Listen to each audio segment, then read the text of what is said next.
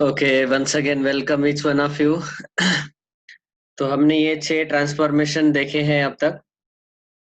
और उसके बाद ये 2 नोट्स भी आपको मैंने बताए कि जब हम ट्रांसफॉर्मेशन करते हैं, स्पेशली जो आखिरी के 2 ट्रांसफॉर्मेशन रो और कॉलम में, किसी एक रो का कांस्टेंट मल्टीपल दूसरे रो में ऐड करें या किसी एक कॉलम का कांस्टेंट मल्टीपल दूसरे कॉलम में ऐड करेंगे, तो आफ्टर ट्रांसफॉर्मेशन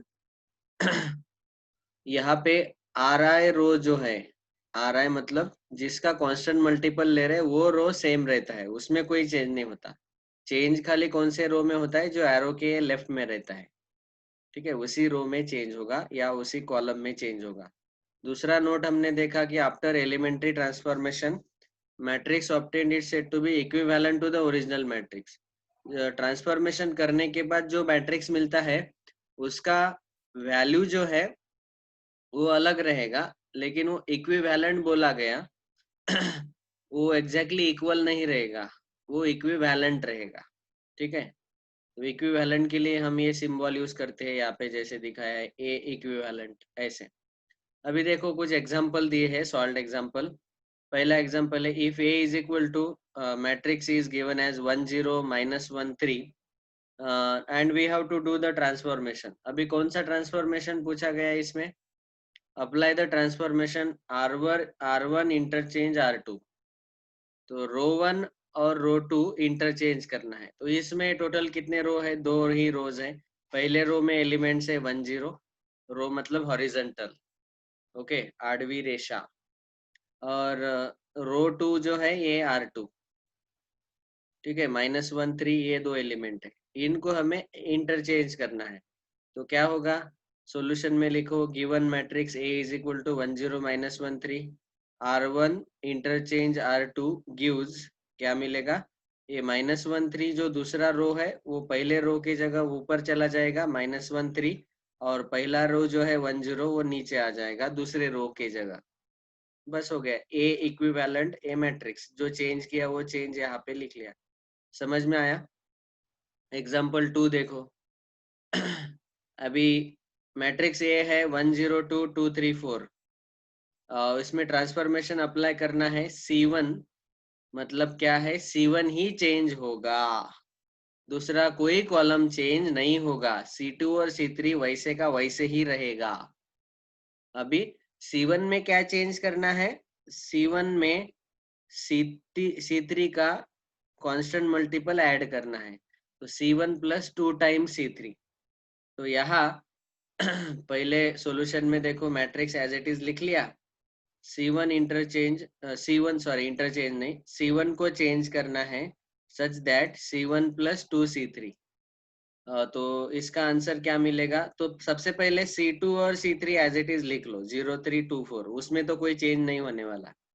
ओके, दूसरा कॉलम और तीसरा कॉलम हमने एज इट इज लिख लिया क्योंकि उसमें कोई चेंज नहीं, खाली एरो के लेफ्ट में जो होता है उसी में चेंज होता है। यहाँ कॉलम 1 है लेफ्ट में, तो कॉलम 1 में ही चेंज होगा। और चेंज क्या बताया गया? C1 + 2 × C3। तो सबसे पहला एलिमेंट है हमारा कॉलम 1 में ये 1, तो C1 के जगह 1 आएगा प्लस 2 × C3। इसका करस्पॉन्डिंग एलिमेंट जो है 1 का कॉलम 3 में ये 2 है, तो इसीलिए यहाँ C3 की जगह 2 आएगा। C1 के जगह ये 1 लिखा प्लस 2 × C3 की जगह ये 2 लिखा। सो 1 + 2 × 2। वैसे ही सेकंड एलिमेंट है कॉलम 1 में 2, तो यहाँ 2 लिखा, बीच में प्लस 2C3, 2 × C3, C3 का एलिमेंट है 4, तो यहाँ 2 × 4 आएगा। बस इसका कैलकुलेशन करो, ये आएगा 2 2 ज़ा 4 + 1 5, 2 4 ज़ा 8 + 2 10। और ये ए इक्विवेलेंट लिखना जरूरी है हर स्टेप में। ठीक है, समझ में आया होगा सबको। नेक्स्ट, तीसरा देखो एग्जांपल।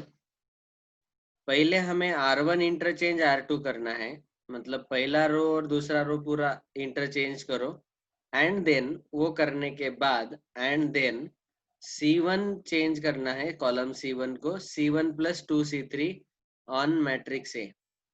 तो अभी देखो, पहले R1 इंटरचेंज R2 करो, तो जो पहला रो है 1 2 -1 वो नीचे जाएगा ऐसे, और 3 -2 5 ऊपर आएगा। ये R1 इंटरचेंज R2 ये ऑपरेशन हो गया। बाद में ये जो मिला हमें, इसी में क्या चेंज करना है, C1 + 2C3। तो यहाँ कॉलम 1 ही चेंज होगा, कॉलम 2 और कॉलम 3 चेंज नहीं होने वाला। तो इसीलिए कॉलम 2 के एलिमेंट्स और कॉलम 3 के एलिमेंट्स एज इट इज लिख लो। पहले देखो -2 2 लिख लिया कॉलम 2, कॉलम 3 5 -1। अभी C1 + 2C3, तो C1 के जगह करस्पॉन्डिंग एलिमेंट कॉलम 1 का पहला एलिमेंट है 3, और +2 × C3, 2 × C3 कॉलम 3 का करस्पॉन्डिंग एलिमेंट है 5। तो यहाँ आएगा 3 + 2 × 5। ओके, और यहाँ C1 + 2 × C3, तो C1 1 + 2 × -1, करस्पॉन्डिंग एलिमेंट C3 का -1 है। C3 के जगह ये वैल्यू डाल दिया -1 यहाँ पे। ओके, कैलकुलेशन करो, 10 + 3 13, और -2 + 1 -1। ये आखिरी का आंसर रहेगा, A इक्विवेलेंट = दिस। ओके, अभी हम एक्सरसाइज स्टार्ट करेंगे। Apply given elementary transformation on each of the following matrices. एक क्वेश्चन है, तो आपको ट्रांसफॉर्मेशन दिए हैं हर एक क्वेश्चन के सामने, वो ट्रांसफॉर्मेशन अप्लाई करने हैं। पहला क्वेश्चन, मैट्रिक्स A = 1 0 -1 3, क्या दिया है, R1 इंटरचेंज R2। तो बहुत ही आसान है, पहला रो 1 0 जो है वो सेकंड रो के जगह आएगा, और -1 3 पहले रो के जगह आएगा। ये आप खुद सॉल्व कर लेना। क्वेश्चन नंबर सेकंड को हम अभी सॉल्व करेंगे। तो हम सॉल्व कर रहे हैं एक्सरसाइज 2.1 है, सेकंड चैप्टर का पहला एक्सरसाइज, ठीक है। और उसमें सेकंड क्वेश्चन में क्या पूछा गया है, मैट्रिक्स बी दिया है और ये ट्रांसफॉर्मेशन हमें करना है। तो हम डायरेक्टली अभी सॉल्यूशन लिखेंगे। सॉल्यूशन में पहले मैट्रिक्स बी लिखो। मैट्रिक्स बी = मैट्रिक्स में क्या दिया है, 1 -1 3, 1 -1 3, और दूसरा रो है 2 5 4, 2 5 4, ठीक है। अभी हमें ऑपरेशन क्या करना है, R1 एरो R1 - R2, मतलब क्या है कि यहाँ R1 में चेंज करना है, और कौन सा चेंज है, R1 - R2। अभी R1 - R2 का मतलब क्या होता है एक्चुअली, पहले रो का एलिमेंट ले लो और दूसरे रो का एलिमेंट उसमें से माइनस करो, बस। और वो चेंज कौन से रो में करना है, खाली R1 में, जो एरो के लेफ्ट में रहता है उसी रो में हमें चेंज लाना है। ओके, तो यहाँ पे है ये पहला रो R1 और दूसरा रो है ये R2। तो B इक्विवेलेंट अगले स्टेप में क्या मिलेगा, सबसे पहले तो यहाँ खाली R1 चेंज हो रहा है, तो R2 मैं एज इट इज लिख देता हूँ। तो R2 आएगा 2 5 4, तो R2 में कोई चेंज नहीं। R1 में क्या चेंज करना है, R1 - R2। तो R1 का पहला एलिमेंट है 1, माइनस उसका करस्पॉन्डिंग R2 का एलिमेंट है 2, तो 1 - 2 आएगा। बाद में सेकंड एलिमेंट है -1 -R2, इसका करस्पॉन्डिंग एलिमेंट R2 की जगह आएगा -5, ठीक है। बाद में यहाँ R1 का तीसरा एलिमेंट है 3 -4, करस्पॉन्डिंग एलिमेंट। समझ में आया सबको? तो बस ये करस्पॉन्डिंग एलिमेंट आपको सब्ट्रैक्ट करना है, R1 - R2। अभी ये 1 - 2 -1 आएगा, -1 -5 -6, 3 - 4 -1 आएगा, और 2 5 4 एज इट इज। तो ये हुआ ट्रांसफॉर्मेशन। समझ में आया सबको? R1 - R2 का दूसरा मतलब ये भी होता है कि R1 changes such that R1 + -1 × R2, ऐसे भी आप कर सकते हैं, ठीक है। लेकिन हमने यहाँ पे डायरेक्ट सब्ट्रैक्शन करके कर लिया।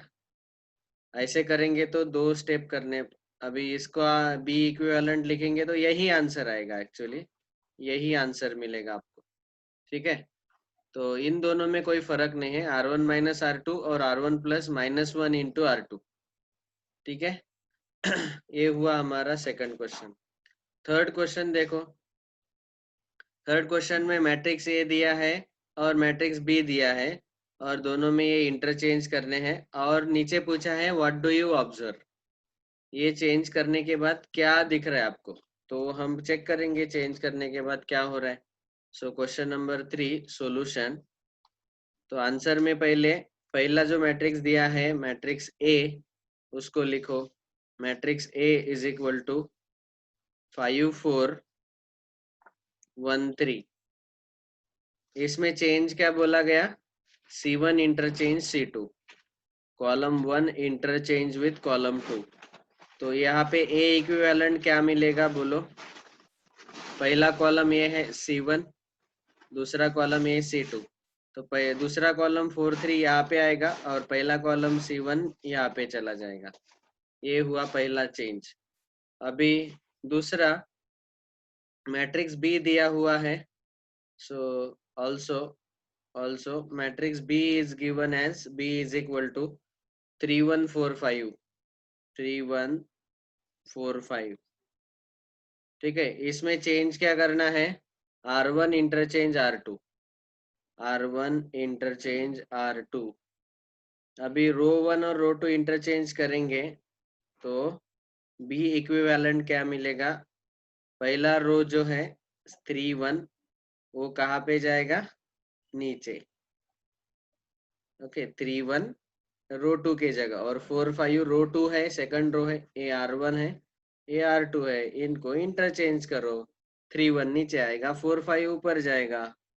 ठीक है, और हमें पूछा गया व्हाट डू यू ऑब्जर्व, तो ये जो फाइनल स्टेप में हमें आंसर मिला इसको हम बोलेंगे नंबर 1, इक्वेशन नंबर 1, और इसको बोलेंगे इसको इक्वेशन नंबर 2। तो यहाँ हमने क्या ऑब्जर्व किया कि पहले मैट्रिक्स में हमने कॉलम इंटरचेंज किया और दूसरे मैट्रिक्स में हमें रो इंटरचेंज किया, तो हमें जो इक्वेशन 1 और इक्वेशन 2 मिले वो देख के क्या ऑब्जर्व कर पा रहे हैं आप, फ्रॉम 1 एंड 2। हाँ वेरी गुड, दोनों सेम है। फ्रॉम 1 एंड 2 ए इक्विवेलेंट जो मिला 4 5 3 1, it is exactly equal to B equivalent 4 5 3 1। ये दोनों इक्वल मिले, समझ में आया, तो ये दोनों हमें इक्वल मिले। तो ये हुआ third question. Next question number 4। यहाँ पे अभी बोला गया कि कॉलम 2 को 2 से मल्टीप्लाई करो C2 को, और R1 को यहाँ -3 से इस मैट्रिक्स में मल्टीप्लाई करो, और find the addition of two new matrices. जो नए मैट्रिक्स मिलेंगे उन दोनों का हमें क्या फाइंड करना है, एडिशन। ऐसा क्वेश्चन है तो बहुत ही आसान है, आपको एडिशन पता होगा। एडिशन करने के लिए दोनों मैट्रिक्स का ऑर्डर सेम होना चाहिए। तो पहला मैट्रिक्स ए है, उसका ऑर्डर है 2/3, दूसरा मैट्रिक्स बी है, उसका भी ऑर्डर है 2/3, तो इन दोनों को हम ऐड कर सकते हैं। अभी क्वेश्चन नंबर 4 को हम सॉल्व करना शुरू करेंगे, सॉल्यूशन। तो इसमें देखो, सबसे पहले हमें मैट्रिक्स ए दिया है 1 2 -1 0 1 3, 1 2 -1 0 1 3 मैट्रिक्स ए। इसमें क्या चेंज करने को बोला, 2 इंटू कॉलम 2, कॉलम 2 को 2 से मल्टीप्लाई करना है, 2 इंटू C2। तो यहाँ ए इक्विवेलेंट आपको मिलेगा, कॉलम 1 एज इट इज रहने दो, कॉलम 3 एज इट इज रहने दो, और कॉलम 2 को 2 से मल्टीप्लाई करना है, तो 2 इंटू 2 2 इंटू 1, कॉलम 2 मतलब ये है C2। C2 को हमने 2 से मल्टीप्लाई किया हर एक एलिमेंट को, 2 2 जा 4 आएगा यहाँ पे, और 2 1 जा 2, तो नेक्स्ट स्टेप में आएगा 1 4 -1 0 2 3। ओके, ये हुआ ए इक्विवेलेंट। ठीक है, इसको बोलो इक्वेशन नंबर 1। अभी नेक्स्ट स्टेप में हमें मैट्रिक्स बी दिया है also. Matrix B is equal to, matrix B क्या है, 102 245, 102 245। ठीक है, इसमें हमें क्या चेंज करना है, -3 × R1, मतलब ये जो यहाँ पे रो 1 है उसको -3 से मल्टीप्लाई करना है। सो -3 × R1, यहाँ चेंज होने के बाद आंसर क्या होगा, नेक्स्ट स्टेप में यहाँ पे लिखते हैं। तो बी इक्विवेलेंट मिलेगा, R1 को -3 से मल्टीप्लाई करो। सो रो 1 के हर एक एलिमेंट को -3 से मल्टीप्लाई करो। 1 × -3, 0 × -3 और 2 × -3।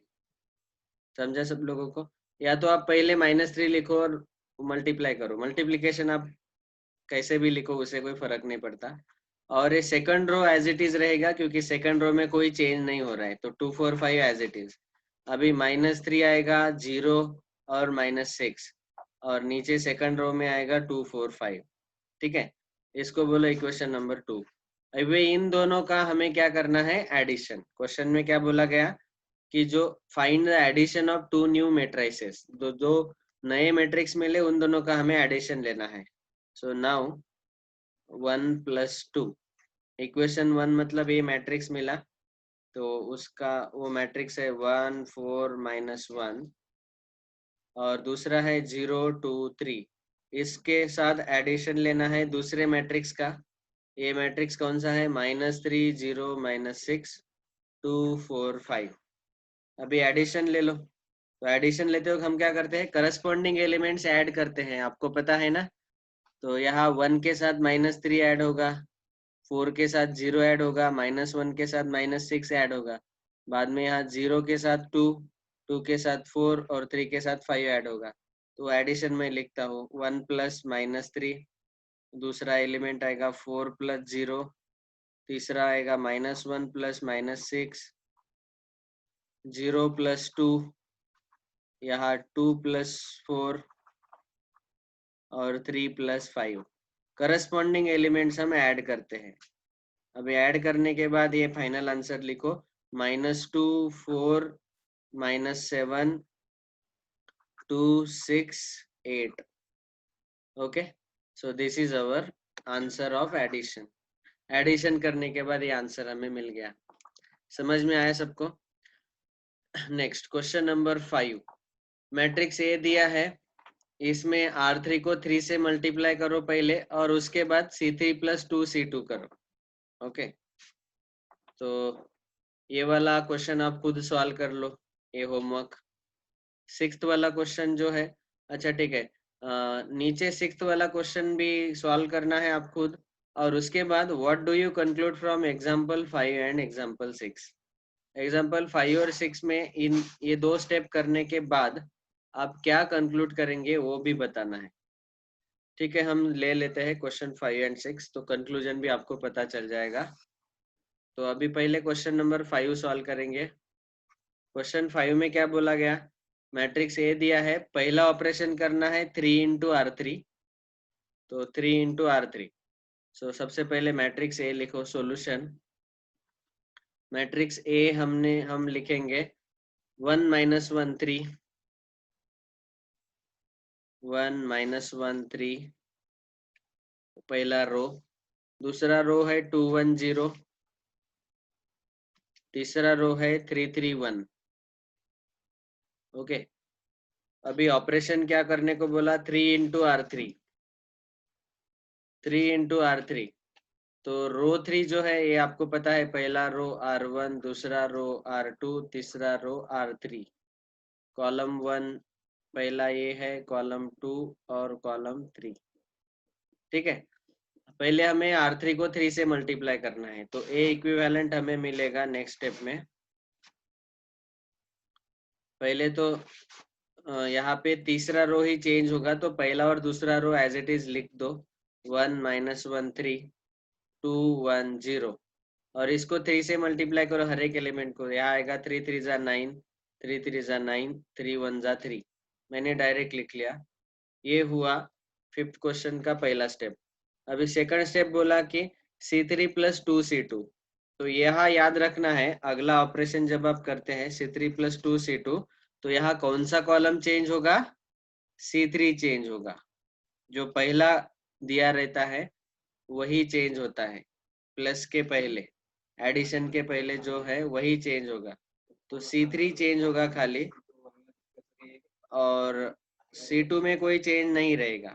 ठीक है, तो सबसे पहले C1 और C2 दोनों एज इट इज लिख लो। तो C1 है 1 2 9, C2 है -1 1 9, और C3 में जो चेंज है वो हमें यहाँ पे दिया गया C3 प्लस 2C2।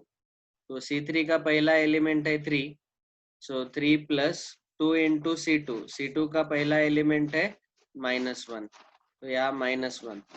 बाद में सेकंड एलिमेंट है कॉलम 2 का 0, तो पहले आएगा यहाँ पे 0 प्लस 2 इंटू करस्पॉन्डिंग कॉलम 2 का एलिमेंट है 1, और यहाँ पे भी 3 प्लस 2 इंटू 9।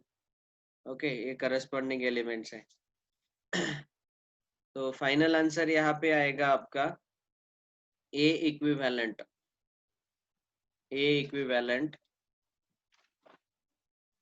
क्या आएगा बोलो?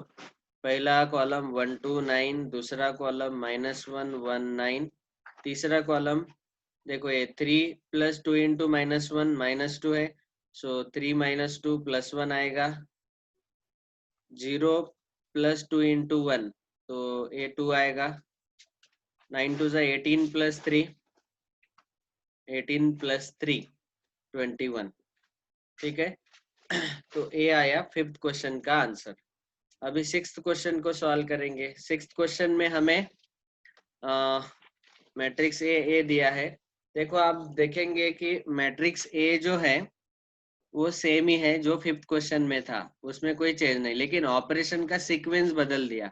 ये ऑपरेशन हमने बाद में किया, पहले 3 इंटू R3 किया, यहाँ पे ये ऑपरेशन पहले करने को बता रहे और ये 3R3 बाद में करने को बोल रहे। तो इससे क्यों कुछ फर्क पड़ता है क्या, वो हम चेक करेंगे।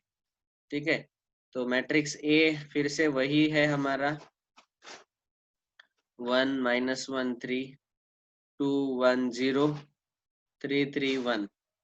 पहला ऑपरेशन करना है C3 प्लस 2C2, तो यहाँ ए इक्विवेलेंट जब मिलेगा तो आपको खाली कॉलम 3 चेंज करना है। C3 प्लस 2C2 का मतलब है, एक्चुअली इसको आप ऐसे भी लिख सकते हैं, C3 arrow C3 plus 2C2। इसको शॉर्ट में हम डायरेक्टली ऐसा लिख सकते हैं, C3 प्लस 2C2। तो इसमें खाली कॉलम 3 चेंज होने वाला है। तो कॉलम 1 मैंने एज इट इज लिख लिया 1 2 3, कॉलम 2 -1 1 3, और कॉलम 3 में चेंज क्या है, C3 प्लस 2C2, मतलब हर एक एलिमेंट 3 प्लस 2 इंटू -1। बाद में C3 का दूसरा एलिमेंट है 0 प्लस 2 इंटू 1। बाद में तीसरा एलिमेंट है 1 1 प्लस 2 इंटू C2 का एलिमेंट है आखिरी का है 3।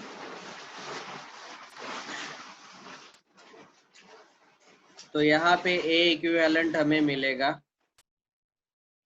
Column 1 is 1 2 3, column 2 is -1 1 3, column 3 में कैलकुलेशन आएगा 3 -2 1, 0 प्लस 2 2, और 6 प्लस 1 7। ठीक है, तो ये मिला। अभी यहाँ पे जो ऑपरेशन है, क्या बोला गया कि पहले ये C3 प्लस 2C2 हमने किया, उसमें उसके बाद करना है 3 इंटू R3 को 3 से मल्टीप्लाई करना है। तो 3 इंटू R3 करने के बाद हमें आंसर क्या मिलेगा, ए इक्विवेलेंट विल बी। तो ये जो आखिरी के स्टेप में हमें सिक्स्थ क्वेश्चन में मिला था, इसमें R3 जो है तीसरा रो ए है, उसको हमें 3 से मल्टीप्लाई करना है। तो पहला और दूसरा रो हम एज इट इज लिख लेंगे। पहले 1 -1 1 1 -1 1, दूसरा रो 2 1 2, और R3 जो है तीसरा रो, उसको 3 से मल्टीप्लाई करो, तो 3 3 जा 9, 3 3 जा 9, 3 7 जा 21। तो यहाँ आएगा 9 9 21, 3 से डायरेक्ट मल्टीप्लाई कर लिया। अभी क्वेश्चन नंबर 5 का जो लास्ट स्टेप था, इसमें हमें ये आंसर मिला 1 माइनस 1 1 2 1 2 9 9 21। और क्वेश्चन नंबर 6 के भी लास्ट स्टेप में 1 माइनस 1 1 2 1 2 और 9 9 21। दोनों आंसर कैसे है? सेम ही है। सो इसीलिए हम बोल सकते हैं therefore from question 5 and question 6 both answers are equal. Both answers are equal. और कंक्लूजन क्या लिखना है? दैट मीन्स कंक्लूजन लिख सकते हैं दैट इज आप अगर ऑपरेशन का सीक्वेंस चेंज करेंगे तो उसमें उससे कोई फर्क नहीं पड़ता, ठीक है। So that is there is no change in the final answer if we perform transformation in any sequence। कोई भी सीक्वेंस में आप करो उससे कोई फर्क नहीं पड़ता, ठीक है। ये कंक्लूजन यहाँ पे आया इस दो क्वेश्चन के लिए, ठीक है। तो ये हुआ क्वेश्चन 5 और 6। अभी क्वेश्चन नंबर 7 8 और 9, यहाँ पे आपको पहले मैट्रिक्स के टाइप्स पता रहने चाहिए। तो पहले हम क्या करेंगे, अगले पार्ट में 7 8 9 क्वेश्चन को देखने से पहले मैट्रिक्स के सारे टाइप एक बार रिवाइज कर लेंगे जो आपने 11th स्टैंडर्ड में पढ़े हैं, और उसके बाद ये तीनों क्वेश्चन 7 8 9 सॉल्व करेंगे, ठीक है। तो पहले 6 क्वेश्चन हमने सॉल्व कर दिए, जो मैंने सॉल्व नहीं किए आप खुद नोटबुक में अच्छे से होमवर्क सॉल्व कर लो। ओके, 7 8 9 अगले पार्ट में कल डिस्कस करेंगे। Thank you.